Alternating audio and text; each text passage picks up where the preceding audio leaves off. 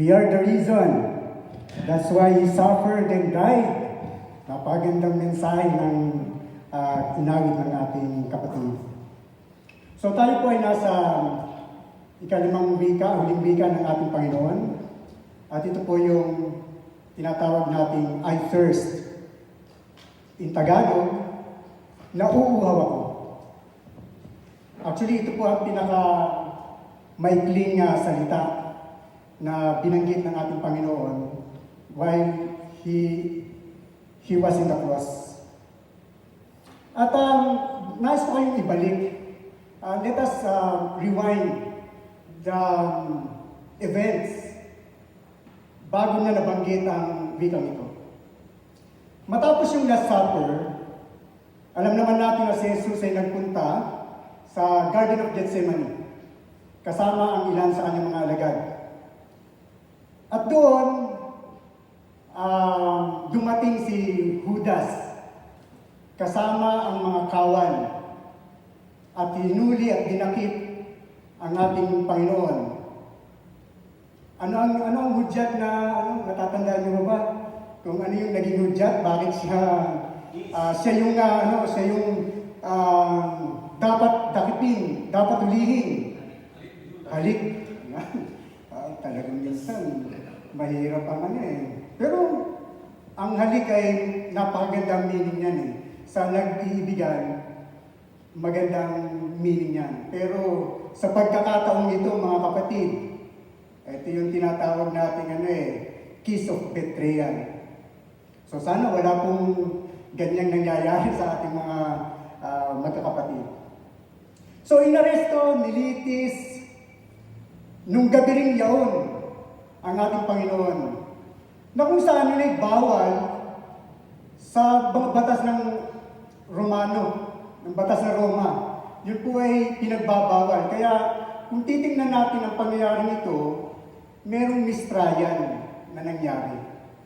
So after that, alam na natin ang sumunod, pinarusahan siya, pinatungan ng koronang tinik, siya ay pinagpasan ng krus, siya ay ipinako, tapos sinibat sa kanyang tagiliran, namatay at inilipin. So yan yung nangyari diyan sa pagkakataong yan.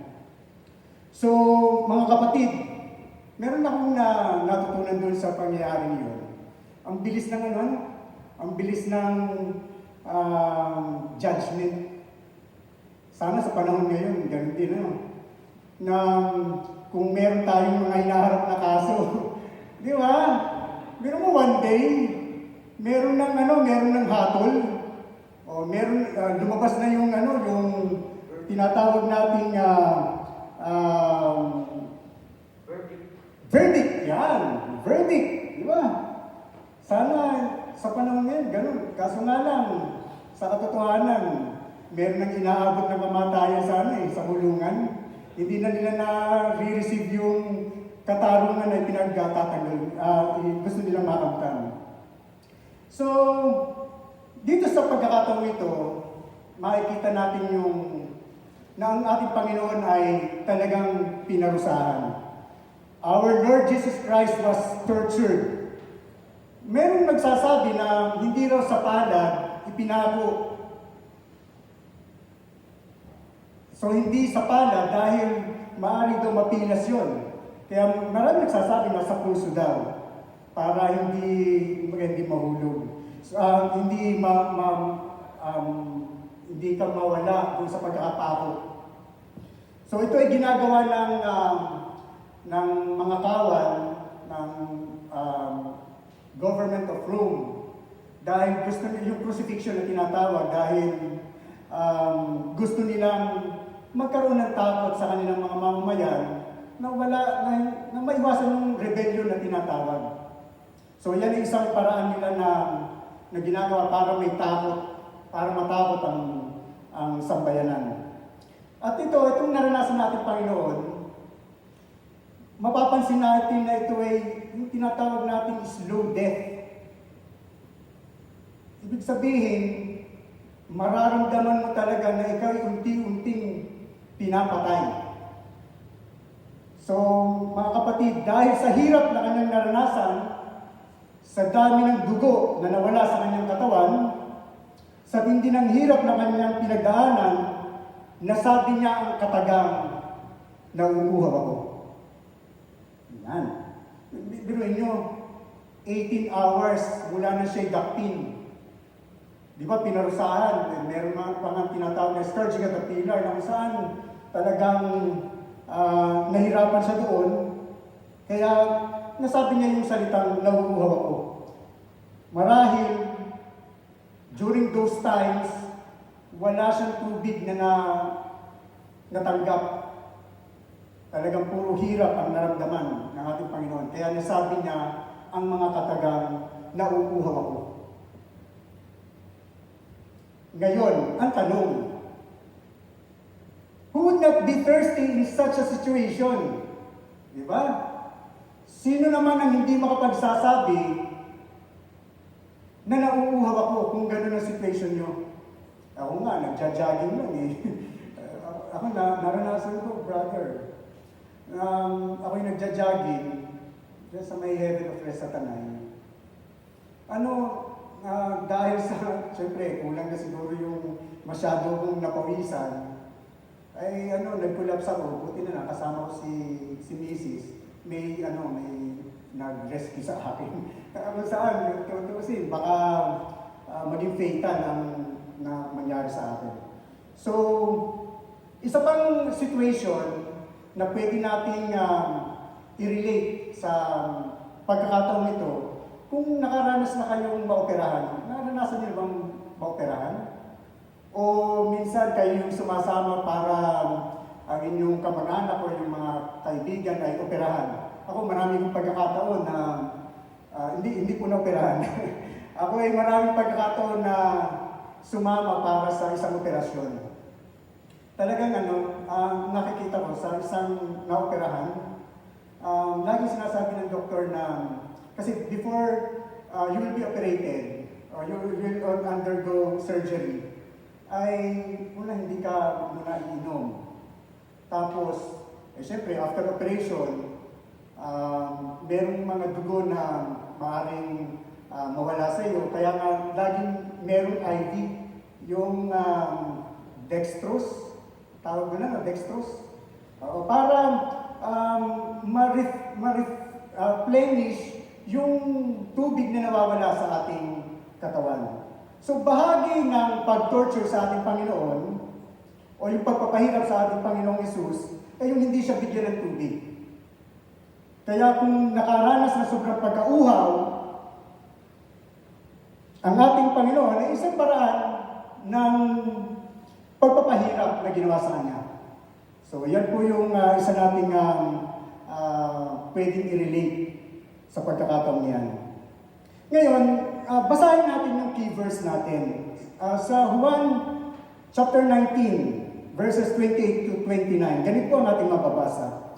Pagkatapos nito, pagkaalam ni Jesus na ang lahat ng mga bagay ay naganap na nga, upang matupad ang kasulatan ay sinabi, nauuhaw ako. Mayroong doong isang sisidlang puno ng suka, kaya't naglagay sila ng isang esponghang basa ng suka sa isang tukod na isopo at kanilang inilagay sa kanyang bibig. So ito po yung verse kung saan nakikita natin ang mga katagal ito, yung nauuhaw ako. Ano ba yung tatlong lessons na ating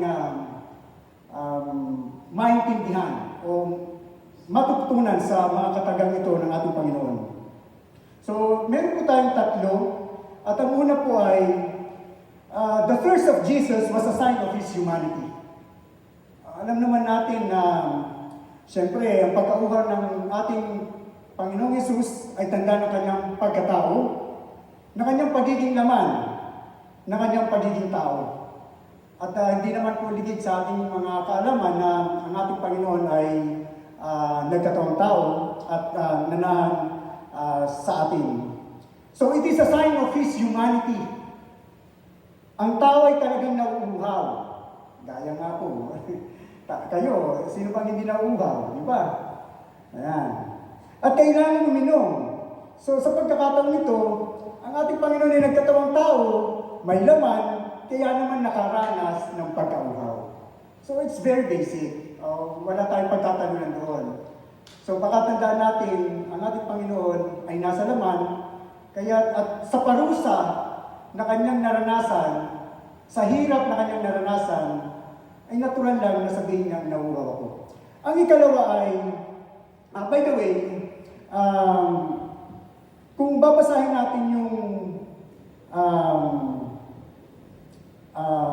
meron kasi sa science, merong tinatawag na ang isang tao daw, on the average, can live without oxygen for 3 minutes. Tandaan natin yan. Ano? So, pagka nawala yung oxygen in 3 minutes, maaari tayo namatay. Minsan may mga nakakatagal. Yung mga, siyempre, under training yan. Ngayon, kung ikaw naman ay walang tubig sa loob ng 3 araw, pwede mo rin niyang ikamatay. At siyempre, kung ikaw ay hindi kakain ng pagkain sa loob ng 3 linggo, pwede mo rin niyang ikamatay. So you cannot survive without water. Tandaan po natin yan. Kaya ang isang yung gulo na tinitingnan ng mga experts na ang cause of death ng ating Panginoon ay yung dehydration. So kaya naman sa gitna ng kanyang pagdurusa ay nabanggit niya itong mga kadagang nauuhaw ako. So kahit wala pa, kaan nga tayo, di ba? Kahit wala tayong ginagawa, nauuhaw. Di ba? Marami tayong mga, pagka tayo naging busy, meron tayong ginagawa, talaga nauuhaw po tayo. So kung babasahin po natin yung 1:4-7, dumating ang isang babaeng taga Samaria upang umilib ng tubig, sa kanya'y sinabi ni Jesus, painumin mo ako. So ito yung parang isang pagkakataon na na-meet niya yung babaeng taga Samaria. So nagkaroon sila ng conversation at humingi ng tubig ang ating Panginoon. Siyempre, siya nga ay tao rin na nauuhaw. So yung ikalawa ay the thirst of Jesus was a sign of His substitution for sinners. Ito, medyo mas malalim na ang ibig sabihin nito, mga kapatid. So, nakaranas ng pagkauhaw ang ating Panginoong Hesus upang tayo ay sumampalataya sa Kanya at hindi na makaranas ng pagkauhaw. Kumbaga, siya ang nauhaw para tayo naman ay hindi na mauhaw. Dahil, ano nga ba ang papupuntahan natin kung hindi natin tinatanggap ang ating Panginoon? So, hell is a place of thirst. Alam natin yan, ang dagat-dagat ng apoy. So, tiniis ni Jesus ang hirap para sa ating kapakanan upang hindi natin maranasan ang pagkauhaw sa impyerno. Kung babalikan natin yung isang istorya sa aklat ni Lucas, makikita natin dyan yung isang istorya ng isang mayaman. So, basahin natin yung chapter 16, verse 24. Kaya't sumigaw siya, Amang Abraham. So, yung sumisigaw po dito ay yung mayaman. Maawa po kayo sa akin. Utusan po ninyo si Lazaro na isawsaw sa tubig ang dulo ng kanyang daliri at basain ang aking dila dahil ako'y naghihirap sa apoy na ito. So, ito ay isang pagpapatunay na meron talaga tayong patutunguhan. Ang walang hanggang kamatayan. At dito sa pagkakataon nito, mga kapatid, really, hell is a place of thirst. Ay sino ba naman ang gustong mapunta doon? Diba? Pakatandaan natin, mga kapatid. Kung babalikan ulit natin yung encounter ng ating Panginoon doon sa babaeng Samaritana, ituloy natin. Sa John 4:13-14, sumagot si Jesus at sinabi sa kanya, ang bawat umiinom ng tubig na ito ay muling mauuhaw. Datapwat ang sino mang umiinom ng tubig na sa kanya ay aking ibibigay ay hindi na mauuhaw magpakailanman. Ngunit ang tubig na sa kanya ay aking ibibigay ay magiging isang balon na tubig na bubukal sa kabuhayang walang hanggan. So, sino ang source ng tubig na kailanman ay hindi na tayo mauuhaw? Yan po ay ang ating Panginoong Jesucristo. So, ito yung pangako ng ating Panginoon nung ma-encounter niya ang babaeng Samaritana sa isang balon. Kaya ang pagkauhaw ni Jesus ay magliligtas sa atin sa pagkauhaw sa impyerno. Dahil alam naman natin na sa langit, walang pagkauhaw. Ito, isang illustration to na para lang inyong matandaan ang message na to. So, kung kayo man ay umiinom ng tubig sa pagkakataong ito, ito yung magandang illustration. Yung tubig na iniinom nyo, isipin yung si Jesus yan. Siya ang source of water of everlasting life. Ngayon, ikaw na umiinom, syempre, you will thirst no more. Yan ang pangako sa atin ng ating Panginoon. Kaya nga sa Revelation 7:16, they shall hunger no more, neither thirst anymore. So, yan ang ating tandaan sa ikalawang lesson ng mga katagang nauuhaw ako. At ang ikatlo at ang huli, mga kapatid, the thirst of Jesus was a sign of His submission to the Scriptures. So, ang pagkauhaw ng ating Panginoong Hesus ay tanda ng kanyang pagsunod sa kasulatan.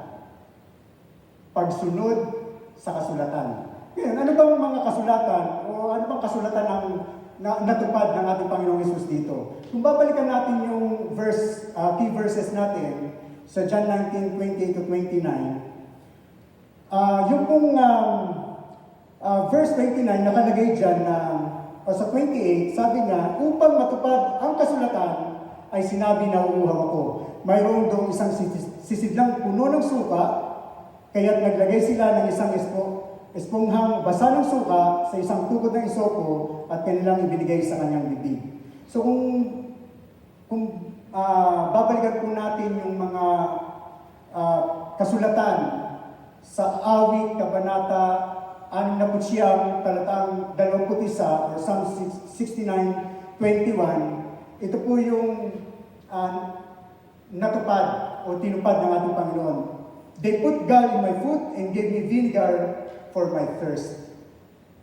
So, makikita natin na bagamat ang ating Panginoon ay nasa bingit na ng kamatayan, siya ay naging matuwid at sumusunod pa rin sa ating Panginoong Diyos.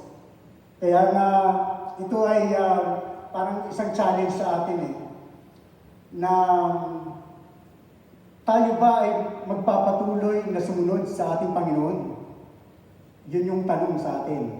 And every one of us here, at doon po sa ating mga nanonood ngayon, tayo lamang po ang makakasagot sa tanong ito. Na tayo ba, kahit na tayo ay nasa bingit na ng kamatayan, tayo ba ay patuloy pang susunod sa ating Panginoon, sa kanyang mga salita? So I will leave that question to you to answer. And I hope na tandaan natin yung tatlong lessons sa mga tagang bintawan ng ating Panginoon, yung nauuhaw ako. So it is a sign of humanity, of His humanity o yung pagiging tao.